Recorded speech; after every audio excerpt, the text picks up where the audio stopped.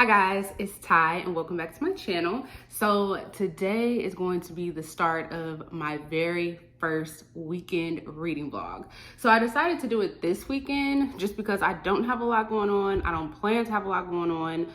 Today I just have to go to the grocery store and to Target, good old Target. Hopefully I don't spend all my money there, but those are the only things that I have to do this weekend. And so today, which is Saturday, I'm going to go ahead and do that little bit of running around that I have to do. And then the rest of today and then tomorrow, Sunday, I will just be reading. And there are a few books that I'm trying to read before Monday. So we will go ahead and get into those books that I'm trying to read. First one being The Disappearance of Winter's Daughter by Michael J. Sullivan. It's an adult fantasy. I've been reading this way longer than I wanted to. I'm currently literally halfway into the book. So this is going to be one of my primary focuses this weekend, is to get done with this book, because I do want to do a series review over the first 4 books in the Rairia Chronicles. But I also found out that there were some novellas that I needed to read. So I already have those downloaded on my Kindle, so I also have to get through those. But this is going to be my primary focus to get this done before Monday. Then the next one that I'm trying to get through is A Twisted Love Story by Samantha Downing. This is my first Samantha Downing, and I'm reading it because I wanted to join in on the conversation on Gabby from Gabby Reads and Lala from Books and Lala. They're doing like a joint live show with their book clubs. So I need to actually get this done. I think their live show is on Tuesday, but I'm still trying to get this done before the weekend is up, because I have also been reading this one for a while. I am currently on page 207, which is also right in the middle of this book. So I'm hoping to get through this. This is a adult mystery thriller, more so like a domestic mystery thriller. I'm really enjoying this one, but I don't know why it's taking me so long to get through it. But like I said, this is one of the ones that is on top of my list to get done this weekend. So then I have just 2 other books that I'm kind of reading. So I always keep like an audiobook going at all times. So I recently got done with one yesterday, that I'm doing for a specific video. And let me tell you, I was not a fan of that, and it just felt like it was taking me forever to get through. But more to come on that. A video should be coming up soon for that book that I just read. But the one that I just started this morning, I don't even think I read or listened to 30 minutes of the audiobook, but that is Watching You by Lisa Jewell. So I read one other book by her, I think it was called like The Night She Disappeared. I really enjoyed that. Lisa Jewell has a lot of books out, so I didn't really know where to start next with her, and someone suggested that I listen or read this one. So I went ahead and picked this up. It is like a adult mystery.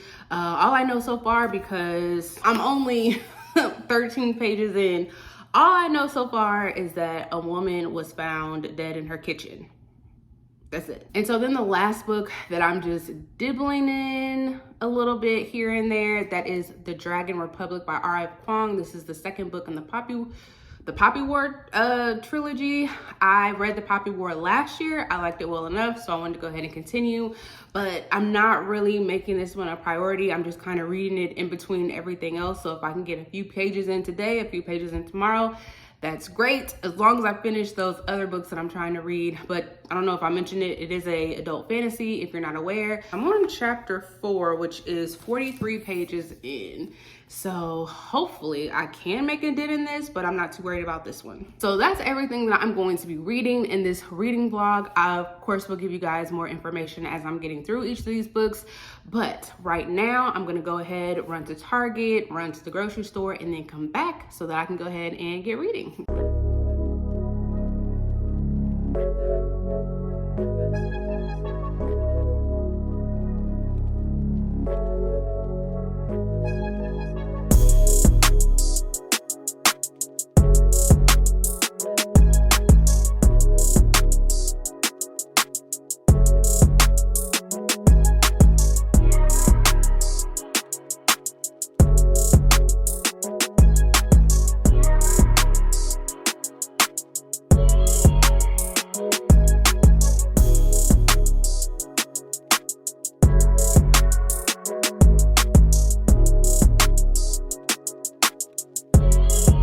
guys, so I'm back from the grocery store and from Target, and first let me just say it is hot as hell outside. Like, it is ridiculously hot, and I am not somebody that likes to go around and just be outside and sweat. That's not what I like to do. So I am in for the day. I actually forgot something while I was at the store.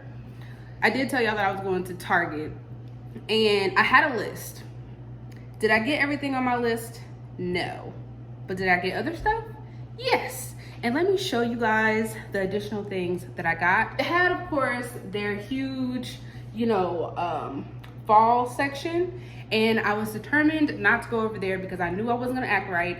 So I tried to avoid it, but I did go over there. I got a couple of things, not all the things that I really wanted, but that was not the mission today. So the first thing that I got was this little ghost mug. It is so cute. I have like 2 Halloween mugs, but I wanted this one as well. And then I just got some little candles. So they're like in the shape of a pumpkin. This one actually smells like pumpkin spice. Then I got this like gold one. I don't know what that's supposed to smell like. And it doesn't tell you what they're supposed to smell like on the bottom. It's like some kind of fresh scent is what I'm getting. And then I found, at first I didn't see these black ones, but then I got a black one. This smells like something in vanilla. I keep looking at the bottom like a description is gonna be found on it, and it's not. But I got these cute little pumpkins. They had some really big ones, and then these little small ones. I'm sure I'm gonna go back and get the big ones. But all of this stuff was like $5 a piece. Then I got this little plant. I'm not a plant person. I do not like trying to keep stuff alive besides myself. So everybody's like, oh, well, you need to get some plants in your house. You need some plants everywhere. And I'm just like, I'll get a plant if it's fake. So I found a fake little plant. Again, $5. I think I'm gonna put it in my kitchen for now, and then I'll probably go back and get some other plants because they had them in like different sizes, but I just went ahead and got this small one. So that's all the extra stuff that I got from Target that was not on my list. I even went back there to look at the books because that's what one does when they go on Target. And they didn't even have any books that like caught my eye, surprisingly. And they had like their usual 20 to 30% off their books, but I didn't see anything. So that's all the extra stuff that I got from Target. So right now I'm about to eat. I found these like popcorn fried chickens from Publix, because that's where I have to go grocery shopping now. And they look good. I've never had them before. So I'm gonna go ahead and warm these up, figure out which book I'm gonna start with today, and I will talk to you guys later.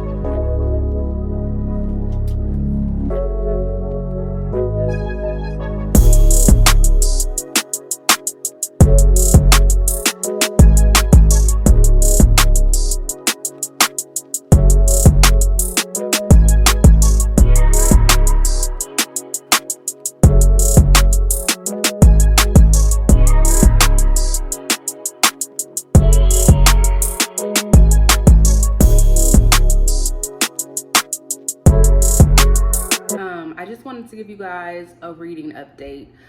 So I haven't done as much reading as I wanted to do today, but I did get some done. I did say that I had started listening to Watching You, and I did listen to some more of this while I was cooking earlier. So now I am on chapter 7, page 35. It's slow moving, but I think this is gonna be something that I like, the type of like domestic mystery thriller that I enjoy, because I think there's gonna be some mess. So in the beginning, you're told that some woman was found in her kitchen stabbed like 20 times.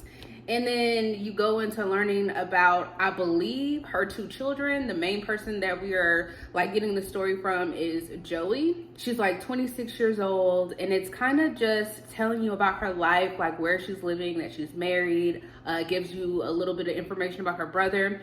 And then there's like a police interview that she had to do in regards to this murder. We find out that she, at the date in question, she was leaving this hotel with this guy by the name of Tom, who we start to realize she's kind of like obsessed with, but she's married. So that's that. And then we get some insight on some like other neighbors in the same neighborhood. So there's this one guy named Freddie, and I can't remember like how old he is. I don't know if he's like still in like high school age or if he's like college age, but he lives at home with his parents. But he spies on his neighbors with these like high-tech binoculars and spy glasses, and he can tell you everything that everybody has done in the neighborhood. I just got this perspective from 2 of the girls that he has been watching. He made it very clear that he does not like girls, but he does not mind spying on them. So that's where I'm at right now. Not sure how all of this is gonna tie together, but like I said, it is slow, but it's still entertaining at this moment. So then I did read a little bit of The Dragon Republic. I said this wasn't one of the ones that I was gonna be focused on, but I wanted to read just a little bit of it. I started like on, I think around like page 40, and now I'm on page 100, which I think is like chapter 7 also. Yep, it's also chapter 7. And I'm really enjoying this. So everybody loves the series, the Poppy War series, if you're not aware.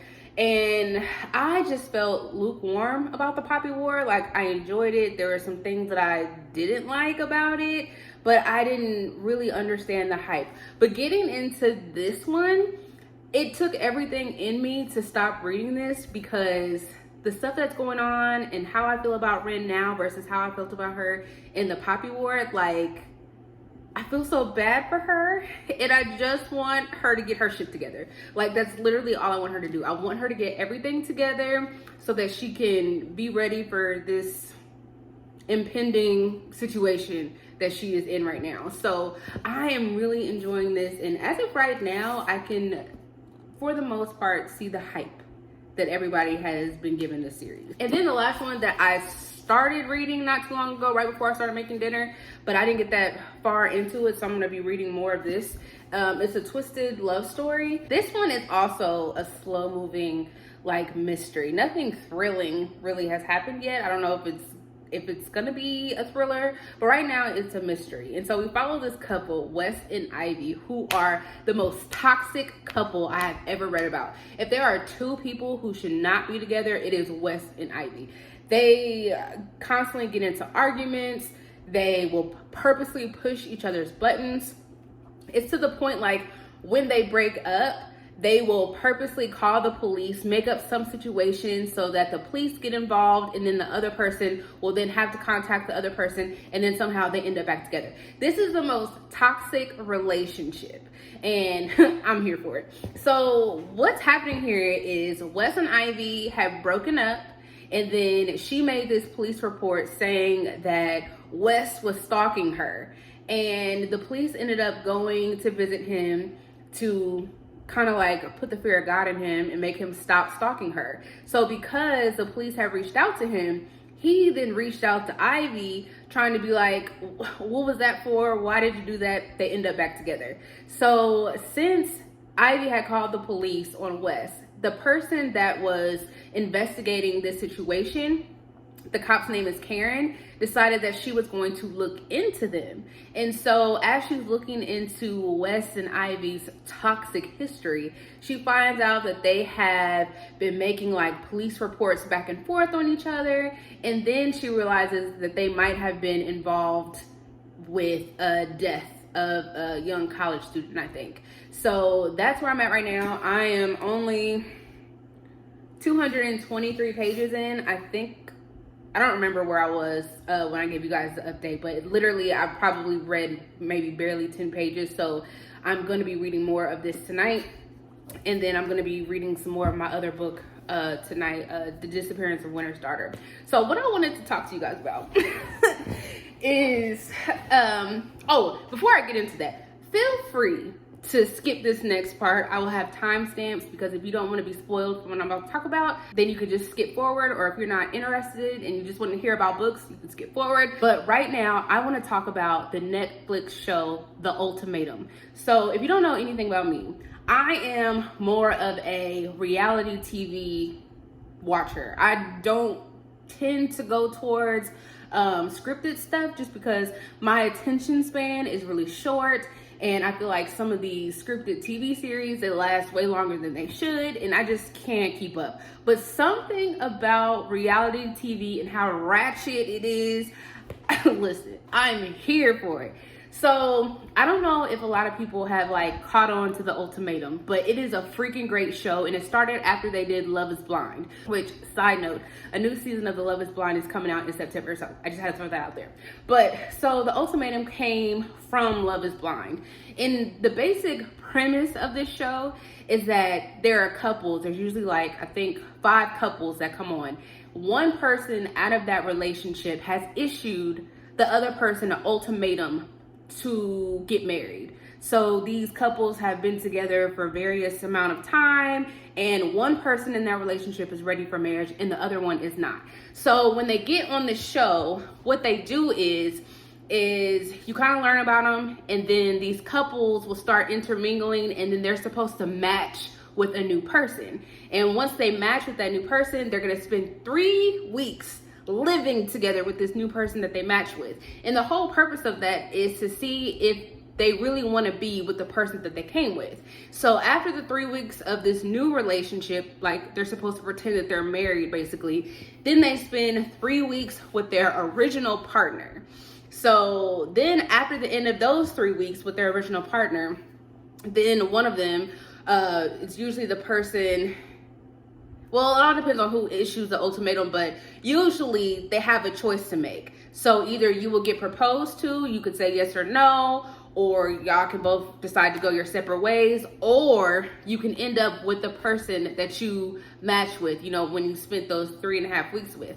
This is the stupidest thing I have ever heard, because in no way is that gonna make your relationship any better. My first problem with this is that if I have to bring a man on this show, The Ultimatum, if I have to give him an ultimatum in order to marry me, that's already red flag number however many that's gonna be. Like, why do I have to, that's almost, I feel like, forcing somebody to make a decision. Because 9 times out of 10, when you're with somebody, you know whether or not you could see yourself with this person long term. Like, you know that. So the fact that I would have to bring you on a show for you to figure that out, not only for you to figure it out, but for you to figure it out living with some other person, that makes no sense. No sense. So of course, in this show, we have a ton of drama.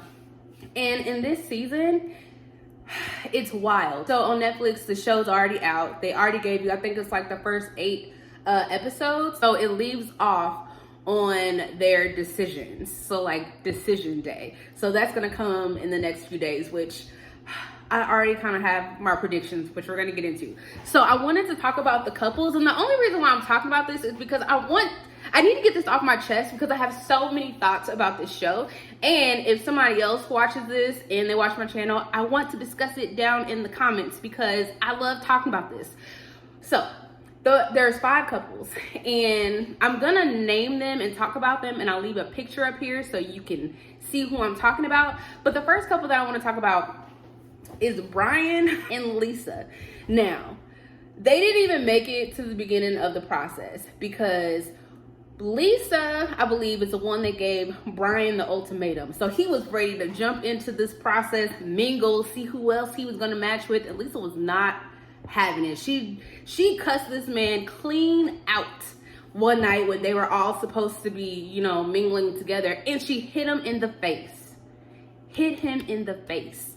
And right then and there, I would have thought that Netflix would have tried to kick them off the show. Like, hey, no violence, like, that's not supposed to happen. You guys need to go home. Now, had he hit her in the face, oh, they would have been sent home 2 seconds after. But the fact that she hit him and then they were allowed to stay, mind-blowing.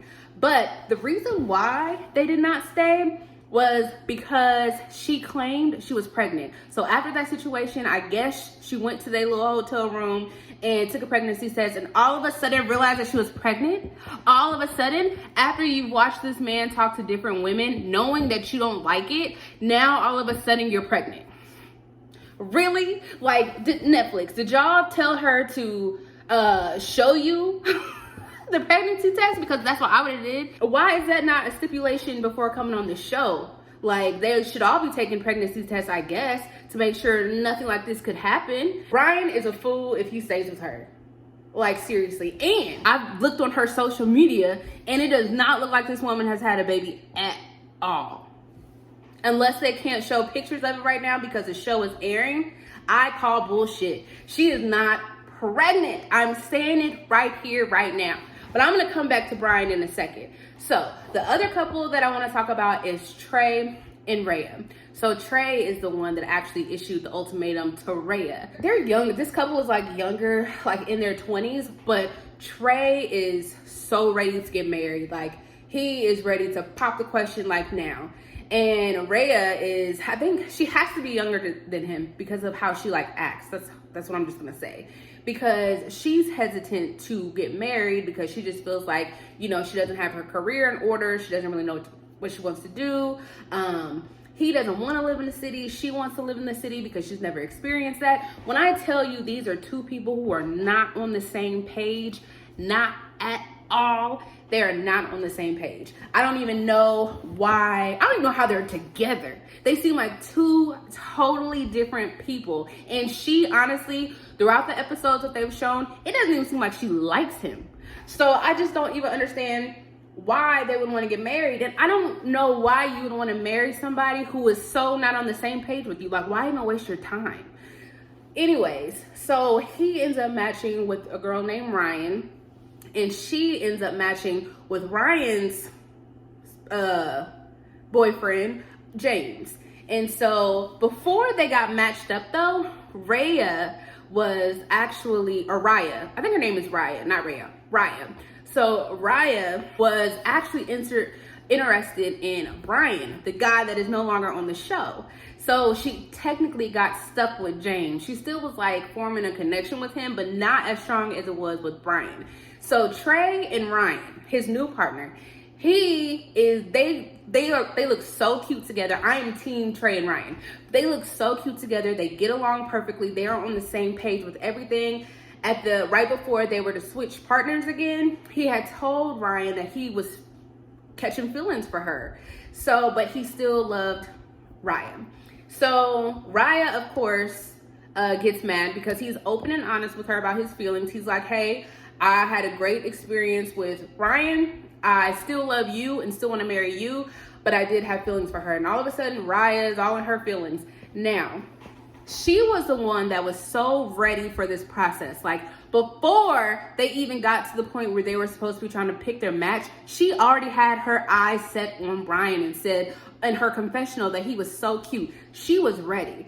But she got stuck with James, and her trial marriage didn't work out in the way that she thought that it was. So she's all in her feelings because she feels like she didn't actually get a chance to experience this the way that she was supposed to. And she's all mad at Trey because he caught feelings for somebody else. You probably would have done the same thing too. If Brian was still on this show, I hope that man's name is Brian. I think it is. But if Brian was still on this show, you probably would have been catching feelings for him too. You were just mad because you didn't end up connecting with your person the way that you wanted to, and this guy did. Oh my gosh. Again, two people who do not need to be together just because they are not on the same page. But I do like Trey for Ryan. So now I'm going to go ahead and talk about Ryan and James. So these two people have been together for 7 years, and they're in their early 20s. So I'm going to say that they were most likely like high school sweethearts. And for whatever reason, he still has not popped the question, and she gave him the ultimatum. My problem with that is you've been together for 7 years. And if this man still has not given you a ring or any sort of, long-term commitment that you want, he's probably not going to give it to you. That's just my honest opinion. like I said before, people know, whether that's the man or that's the woman in the relationship, they know when they want to marry somebody. And after 7 years, if you haven't gotten a ring, or like him and, leading up to wanting to give you a ring, sweetheart, move on. And the thing about that is she is so pretty. She could probably get anybody that she wants, and she's stuck with James.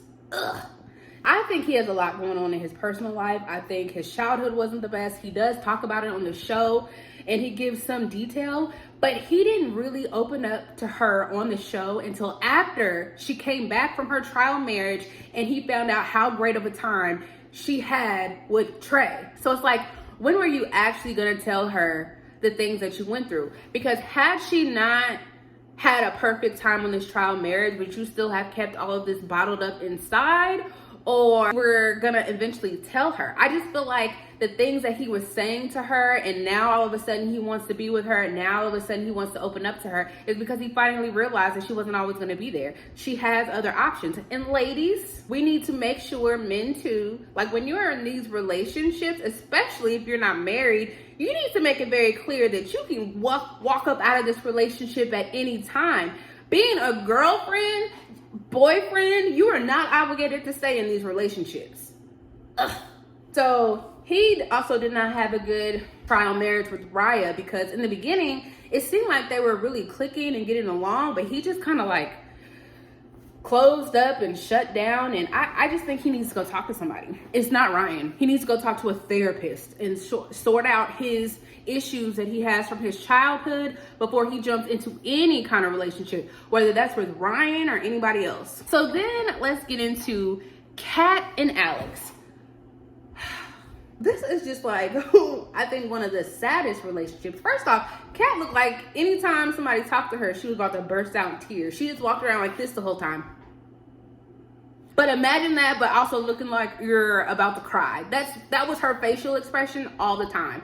She hardly said anything. It felt like it was pulling teeth getting her to talk, and not only talk, but then talk about her feelings. So Alex is more like, I don't even know how to describe his personality. He's like really dry. He has, I guess, like a dry sense of humor. I do not understand how they got together and how they ended up together for so long, but she is the one that issued the ultimatum. They had been together for a few years. They ended up getting paired up with the last couple, which is Roxanne and Antonio. So Kat and Antonio didn't like really connect because Antonio was so stuck on Roxanne, his original partner. So Kat didn't have like a really good experience with him because all he wanted to talk about was Roxanne and the issues that they have, which is fine, but I'll come back to Antonio and Roxanne. But then Alex was with Roxanne, and I actually thought that they might have formed like some kind of connection because they're both the same type of person. Like they both have their own businesses. They're both really into working and making money. But I think his personality is just so dry. And Roxanne just was not connecting with that towards the end. But Kat and Alex, that's another couple who I don't think should get married. I don't think they should be with the other people that they were in the trial marriage with, but I damn sure don't believe that they should be together. So that brings me to the last couple, Antonio and Roxanne. So Antonio is the one that issued the ultimatum to Roxanne. So Roxanne has this personality where she considers herself like a boss. She has her own business. Like I said, she's really into working and all about money. And she claims that she wants somebody that's gonna like challenge her and be on the same level with her. Antonio is not like that. I think he barely is working. Like he doesn't really have a stable job, so obviously he's not bringing in no money, not really contributing to the relationship in the way that she thinks he should. But he is head over heels for her, like head over heels. But Roxanne did nothing throughout those 8 episodes, but dog this man out. She talked so poorly about him. I don't even understand how she stomachs looking at him. Like, it's very clear that she does not like him. And so, right when they were about to switch their partners again, so when they went from their trial marriage and was about to go back to their original partners, Alex, who she was matched with, he told Antonio, he was like, dude, I don't think she respects you. And so Antonio had this huge fit, running around, don't know what to do, calling her, yelling at her. And then she got mad at Alex for telling him that, because she was like, I never said that I did not respect him. So I don't know where you got that from. And Alex was like, well, no, you didn't say it, but that's what I got from the conversation with you. That's what we all got from the conversation that she's been having with everybody. She doesn't like him. She doesn't like him, and no, she does not respect him. And honestly, I don't think he respects himself for being in a relationship with someone you can clearly see does not like you. One of their problems that they've had, he will tell her that he loves her, and she says that she can't say it back. That's not something that she normally does. So there was this one scene where he literally was like, I love you. Silence. Nothing from her. And then she was like, oh, was I supposed to say it back? Like, come on. It just seemed like she was doing that shit on purpose. I promise. There are some people who I've heard, you know, they're not really affectionate like that. They don't really talk about their feelings. But come on. When somebody says they love you, and if you mean that, it's almost like an automatic response. Like when someone says, bye, I love you. Like, I don't, like, what do you mean? Oh, am I supposed to say that back? She's a bitch. I'm sorry, but she is. I do not like her. And she looks old. She says she's only 31. I don't believe it. She looks about 51. And maybe it's her personality that doesn't make her cute either, but I do not like her at all. So my predictions for the day that they're supposed to make their decisions. I think, well, Brian and Lisa aren't even there anymore. She's off being fake pregnant somewhere. Trey and Raya, I'm on the fence about them because I don't want him to propose to her. Even if he can't end up with who I want him to end up with, which is Ryan, I don't want him to end up with Raya because she just really does not want to be in that relationship. And she can tell herself that she does all she wants, but her actions speak a lot louder than her words. And I don't think they need to be together, but I almost think that he might pop the question. When it comes to Kat and Alex, I'm gonna say no. I don't think he's gonna ask or pop the question to her. When it comes to Ryan and James, I think he's gonna ask her to marry him, but I have a feeling that she's gonna say no. Even though he finally opened up and they had like their little moment together and they kind of like connected, I think she's gonna say no. Now, whether she actually ends up with Trey, not sure, but I think she's gonna say no to him. Roxanne and Antonio, he's gonna pop the question. Something in me tells me that she is gonna say yes. The only reason why I think she would say yes is because I think that she likes how much he loves her and low-key like depends on her, and I think she likes the fact that she can just run all over him. I think she would say yes. She's already said that she doesn't believe in marriage, even though her parents have been married for so long, but she just doesn't believe in the institution of marriage, which is fine, but why be with someone who does? I don't understand this. So I think she would probably say yes. So that's my spiel on the Ultimatum. Let me know down below if you guys watched this show. Sorry I went off on my long rant, but I had to get that off my chest. I have been holding that on the inside because people in my personal life don't really watch these shows, so I have nobody to talk to about them, so besides you guys.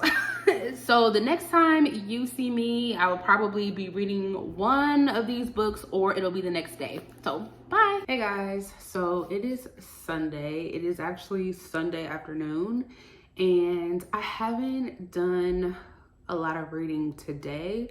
I did do some more reading last night. Surprisingly though, I have not touched The Disappearance of Winter's Daughter, the one book that I said that I really wanted to make sure that I put a dent in.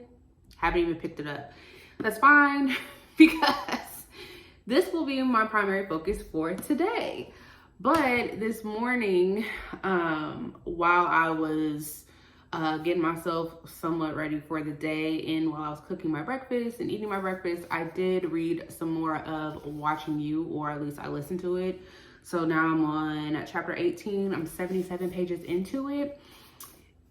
I feel like this is one of those books where a lot is going on, but nothing is going on at the same time. So we're just learning more about these neighbors in this neighborhood. So I don't remember how much I told you guys the other day, but so far we're following the main girl by the name of Joey. She's married, although I just get the impression she doesn't like her husband, but she is obsessed with one of the neighbors that's in the neighborhood that's like way older than she is. But then we find out that the guy that she's obsessed with, Tom, he is like this headmaster, and his son is like really into spying on people because I think his aspiration is to be a spy. So he spies on like all of the neighbors, and he notices that Joey has an infatuation with his father, which he doesn't necessarily agree with. But mind you, this boy is like in high school age. So that's going on. The boy is also spying on two of his classmates, which I think I mentioned before. Like, he's not into girls, but he is infatuated with these two girls, and the two girls, they're like best friends. So that's a thing. And nothing is happening besides us getting insight into these characters and into their daily lives by other people spying, like them spying on each other basically. And we find out that Joey is being interviewed by the police for this person that was murdered. I assumed it was her mother, but now I'm not so sure that that's who that was murdered. I have a theory of who it might be now, but I don't want to spoil anything. So that's where we're at with this. I'm still intrigued because I just want to know how all of this ties together. Like, how are all of these neighbors tied together to this dead body? So we will see. I did continue on with a twisted love story and I am 54 pages into it. I think I read about maybe 30 to 40 pages yesterday, nowhere near as much as I wanted to, but I'm still really liking this. I still believe Wes and Ivy should not be around each other at all, and we did get some more information into the cop that is like looking into their background. She is actually now assigned to a case that she believes that they were involved in, and she's trying to get to the bottom of it. I'm really enjoying this one. And then I don't have the other book with me. It's back in my bedroom, but I have read a few pages of The Dragon Republic this morning, which I told you guys yesterday that I am loving, and that is the case still. I am loving that. I am loving the character of Ren, and she's about to go into a situation that she probably shouldn't go into, because I just have a feeling deep down in my soul that it is not about to go the way that they all planned it to go. So we shall see. But as of right now, I am going to be editing the vlog clips from yesterday because I'm really hoping to get the entire vlog up tomorrow on Monday. So I'm gonna edit those clips from yesterday, and then late tonight when I end this vlog, I'll go ahead and edit the rest of the clips. But that's what I'm doing right now. As soon as I get done with editing these few clips, then I will go back to reading. So I shall have a reading update for you guys later.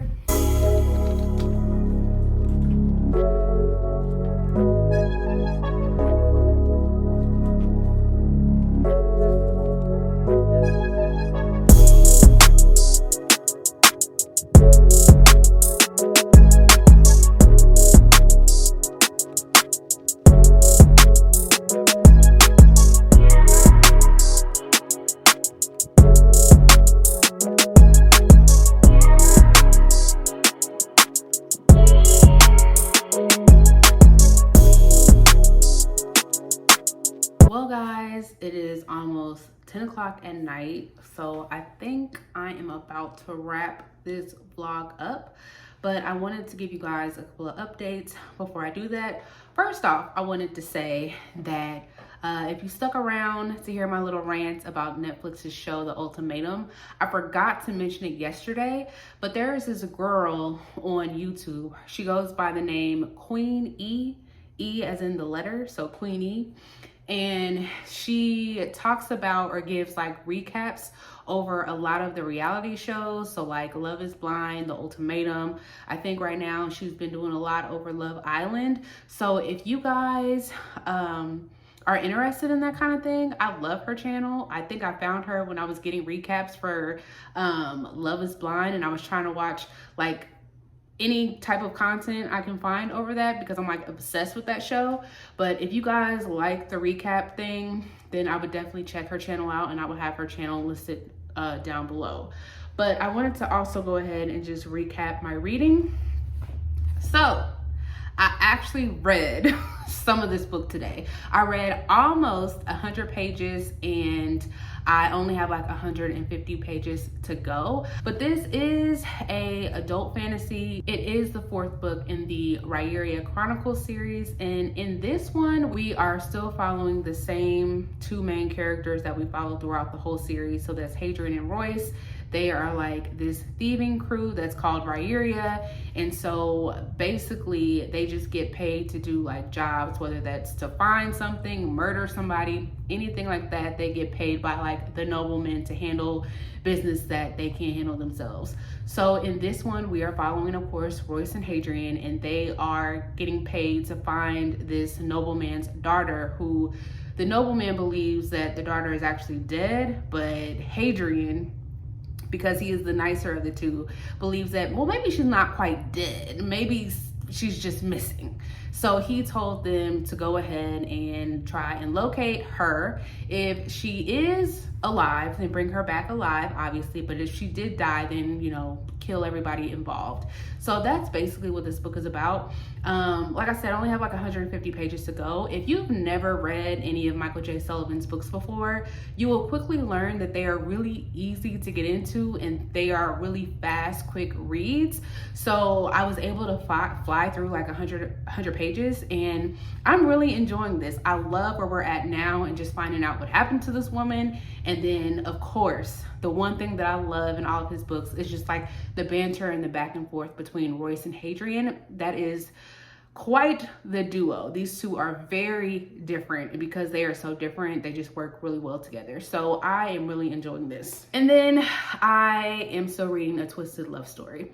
I did not finish this. I have less than 100 pages to go though. So I might continue to read some of this tonight while I'm in bed. I'm not sure yet because I am kind of tired, but we just kind of figured out what really happened in this murder that this officer is investigating, and Ivy and Wes are just something else. And no matter what happens, these two toxic people are always drawn together. But depending on how this one ends, this might be a 5-star for me. I have just been so invested throughout this story. It is slow moving. It's definitely just about like their relationship. If that's not something that would interest you, I'm not sure if this will work for you, but I'm loving it, especially with us just now finding out what actually happened. And so now I'm trying to figure out what's gonna happen to these two. So really enjoying this one. So that's basically all that I have. The only thing that I'm gonna be doing right now is trying to edit the rest of these clips for this vlog so that it can go out tomorrow. And then, like I said, depending on how long that takes me, I might read some more, I might not. But with that being said, I am going to end the vlog here, and I will see you guys next time. Bye.